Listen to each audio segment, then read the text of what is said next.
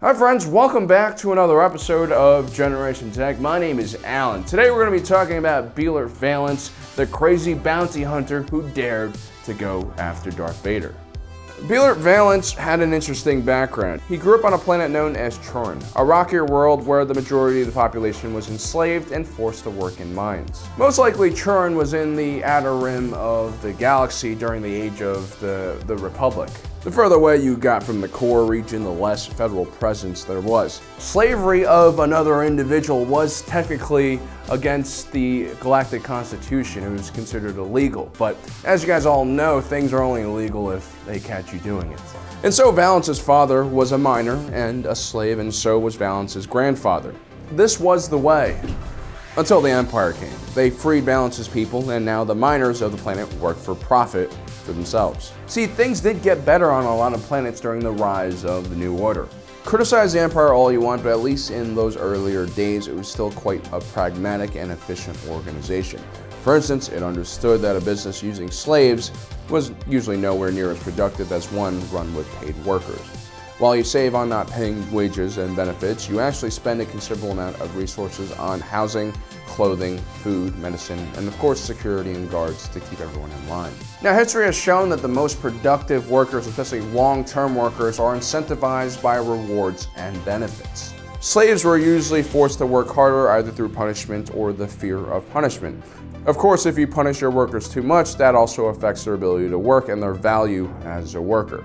And this is before we get to the morality aspect of this whole conversation, which I honestly don't think the Empire cared too much about. I mean, most people in the Empire knew that enslaving their fellow man was evil, but enslaving an alien, on the other hand, was usually okay, and so there were exceptions. Projects like the Death Star required hive mind Geonosian workers and Wookiee slaves in order to keep the project as secretive as possible. It could also be possible that the Empire understood the best way to get the mines up and running after defeating the slavers is having the miners get it up running themselves. It's not like an Imperial naval ship is staffed for this kind of scenario anyway. And so it was a pretty good move and it benefited everyone. And for the first time in his family's history, Valance was able to leave the mines and pursue a different life. Which still wasn't easy when you were from a place like Urrr'k and you didn't have any money or education. If you were lucky, there might be an Imperial recruiter looking to sign up people for the Imperial Academy. It was basically one of the only ways to get off a more remote planet or a planet that was stuck in a pre-space flight technological era. Valance tested very well. He had superb intelligence, reflexes, and physical abilities. He was sent to the Imperial Naval Academy on Kurita. It's a good school, nothing crazy like the Royal Academy on Coruscant, but better than the one on Lothal. While there, Valance quickly established himself as one of the most disciplined and dependable cadets, which basically made him the complete opposite of his fellow cadet classmate Han Solo. To be fair, Solo does kick Valance in the nuts from behind, which I actually think should be treated as a crime even more severe than your average assault case. When you punch someone in the face, that's definitely assault, but when you kick someone in the nuts while they're not looking at you from behind, well, that's basically the same as murder because of all those unborn children you've just killed. Millions of voices suddenly cried out in terror and were suddenly silenced. Anyway, Valance and Solo would be stationed on the outer rim planet of Kulosk. The local Kuloskians had enslaved another local species known as the Gular and were using them to mine their planet for another important resource. Naturally, the slave owners did not want to give up their status as rulers, so when the Empire came, they resisted. Valance and Solo's unit Kurita Squadron were stationed at an Imperial Navy mobile base and sent on a sortie over the city of Howland. During the operation, Valance was shot down. His ejection seat failed to work and he suffered severe injuries from his crash. Solo had convinced the rest of his unit to go back on speeder bikes to retrieve him. They managed to pull out Valance before he's overrun by locals. Valance would keep his life, but he would lose his eye and leg. The Empire refused to pay for a Mechno leg, and so Valance was willing to pay for his own full recovery so that he could once again serve the Empire. He was a true believer. Now, unfortunately, the loss of his eye would basically disqualify him from becoming a pilot again, so he would join the Imperial Army. And of course, because Valance always tries to be the best at whatever he does, he he eventually joined the ranks of the Stormtroopers. Now, at this point in his life, Valance was still doing what he was doing because he was truly grateful for what the Empire had given him and his family, freedom. He was more than willing to die for the cause. But then, during the Battle of Midbomb, Valance was hit by a large laser cannon. This is what I would give for R-rated war drama. Just imagine this scene. The explosion that hits Valance is so intense that it blows his leg off, and then it burns his entire body to a crisp. It would have killed the lesser man, but Valance chooses to live. Of course, he would go on to lose both of his arms and legs in this last incident, along with a big portion of his face, but that was just a side effect of being loyal to the Empire. He was now basically as much of a machine as Darth Vader was. Strangely enough, the Empire decided that Valance had given enough of himself to the cause, and actually lets him leave with an honorable discharge. Of course, this was the last thing Valance really wanted. He was still ready to fight. With nowhere to go, though, Valance leaves the Empire and returns home to Troran, where he finds his entire town burned to the ground and most of the miners buried in fresh graves. See, the Empire really didn't care about the people of Troran. All they really wanted were all of those rare materials underground. And once the mines were emptied, the Empire left and the raiders and bandits moved back in and basically set his entire hometown on fire. Valance tries to find the raiders who had killed his father, but was ultimately unsuccessful. He decides not to return home and quickly adapts to a new life as a bounty hunter. As a bounty hunter, he did the usual. He flew through asteroid fields, he developed a very healthy grudge against Dengar, and of course, he betrayed the Bounty Hunter Guild by stealing a bunch of bounties.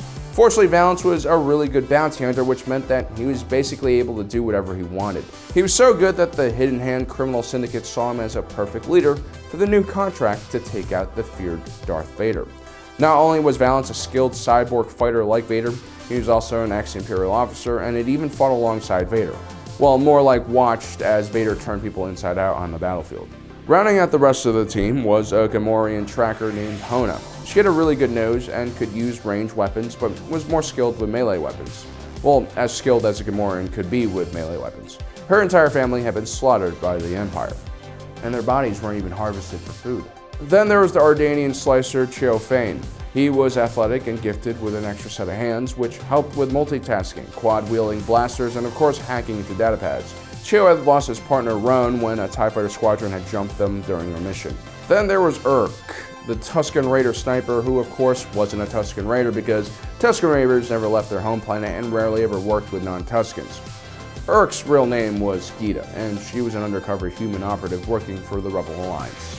The first thing that the bounty hunters do is go find some special weapons that they can use against Vader. Valance knows that Vader has a lot of special force abilities and that traditional weapons won't really work that well against him. He can just deflect them with his lightsaber. Sonic rounds, on the other hand, were pretty hard to block or avoid and could disable sensitive equipment, which Vader had plenty of on his armor. Unfortunately, their meeting with the weapons dealer goes from good to bad to really bad when an Imperial-class Star Destroyer appears over the surface of the planet and starts raining down turbo laser fire. The bounty hunters barely escape with their own lives and have to settle with electro-pulse machines that Valance has scavenged. Valance understood Vader more than most individuals because he too was almost all machine.